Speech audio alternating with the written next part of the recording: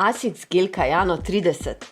Pred pol leta sva preizkusila nov model ASICS Gel Nimbus 25, bila sva navdušena in tudi malo ljubosumna. Nimbus je nevtralni tekaški copat in ni najbolj primeren za naju. Pri obema se namreč gležnji pri teku izraziteje nagibajo navznoter, zato potrebujejo večjo stabilnost. Sva Kayano tekača. Zdaj pa sva z novim modelom ASICS Gel Kayano 30 dobesedno navdušena in pomirjena.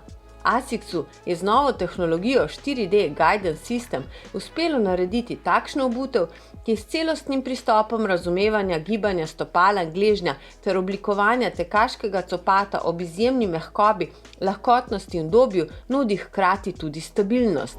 ASICS Gel Kayano 30 ima v petnem delu Pure Gel, ki je za kar 65% mehkejši od predhodnega gela in je tudi lažji. Sredica podplate iz FF Blast Plus Eco pene, ki je za kar 20% debelejša in stopalo po celotni dolžini nudi izjemno mehkobo in odzivnost. Opetnik je ostal klasičen, se nežno prilega peti, poskrbi pa za zelo dobro stabilizacijo. Prednji vrhnji del se prvovrstno prilega nartu v celotnem ciklu koraka in stabilno objema stopalo. Višinska razlika peta prsti je 10 mm, v prednjem delu je srednje širok. ASICS Gel Kayano 30, ko stabilnost še nikoli ni bila udobnejša. Kaj bi si lahko želeli lepšega? Teči v njih je prava pesem.